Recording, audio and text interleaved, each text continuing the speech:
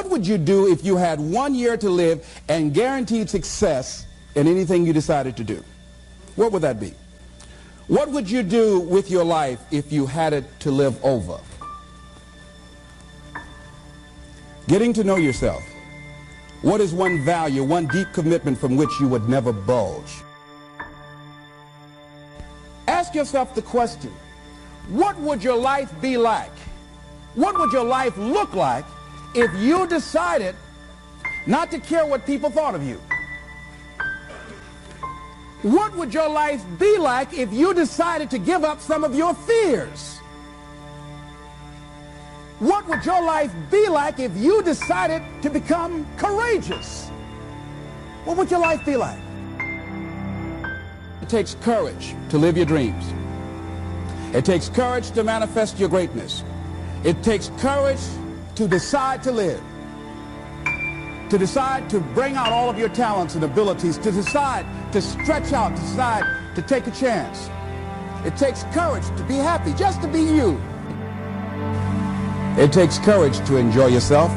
What are some of the self-defeating behaviors that we become involved in that prevent most people from enjoying themselves? Some people develop the "what's the use" attitude. Why bother? Some people have the "I really don't care." And they convince themselves that they don't care and they don't feel anything. And after a while, they really don't feel anything. Their lives are empty. Some people say, well, it's really not worth the hassle. Just too hard. It doesn't bother me anymore. The fact that I'm not living out my dream. The fact that I'm capable of doing more and I'm not doing it. The fact that I'm content but I'm not fulfilled. The fact that I'm not living my dream. If it's not giving you what you want, it's going to take courage to decide to do something differently. When you truly have a vision for your future that inspires you, you're going to jump up out of bed in the morning and feel great about going at life versus being miserable and going to a job you hate. The only thing that stops you from getting what you want in life is the bullshit story you tell yourself. You want to ask yourself, how can I use what I'm going through as fuel for my growth? You want to ask yourself, what is the gorgeous opportunity hidden inside this so-called problem? I mean, and if you look at the mass of humanity, they really train their brains to focus on problems, right? They hit a wall and they just, because of their belief system, they don't know it because most people are not really that aware of their belief systems. So they blame it on the world. They blame it on the supplier. They blame it on the teammate. They blame it on their husband or wife. They blame it on their childhood versus understanding our daily performance reflects our deepest beliefs. And so if you are experiencing some kind of a setback, whether it's large or tiny, you want to train your brain to see the treasure within the lead. That as you look toward the future, you look at life on a daily basis. If there's something that you have been given, if you've heard something within yourself that you know that what you're doing now doesn't fit for you, it doesn't work for you, it's not giving you what you want, and there's something else that you want to do, don't allow that inner doubt in you to talk you out of it, to build a case on why you can't have it, to tell you why you're not good enough. You ignore that inner voice and all of the external voices. Don't judge the possibilities for what you can do based upon the circumstances, because the circumstances won't determine who you are. Don't determine what you're able to do based upon your resources. Don't determine what's possible for you based upon where your life is right now. Where your life is right now is not you. That's just what it is right now. But the possibilities for you are unlimited. Most people are governed by their habits, their fears, and the opinions of others.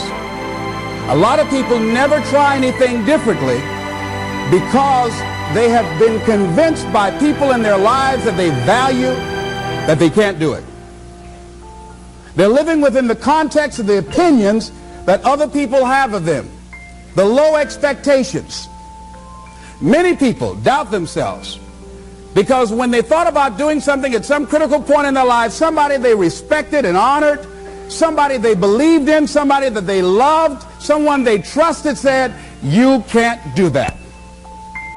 What are you going to believe? Are you going to believe in yourself? Are you going to believe everybody else's judgment on you? Are you going to believe people when they say that you're a failure? You want to recode your mindset to fight and then beat and then transcend your brain's natural negativity bias. When you have confidence, or we could even call it fire, when you have that fire within you, that confidence, that interior bravery, you almost have this power to do whatever it takes to get your brave vision done. You see, in this world, it's not about, in many ways, your strategy in your business or your ability in your life. It's about this thing called confidence. And we have all had these times in our lives when we are full of confidence. And what other people see as a problem, we simply do see as an opportunity. Other people see it as a stumbling block or a wall, and we see it as a stepping stone or this solution. And so confidence is something that you really want to wire in. Confidence is something you really want to develop. Confidence is a practice. Confidence is a muscle.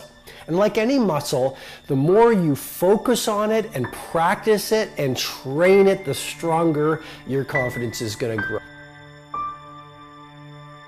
We all have this negative self-talk that goes in our head.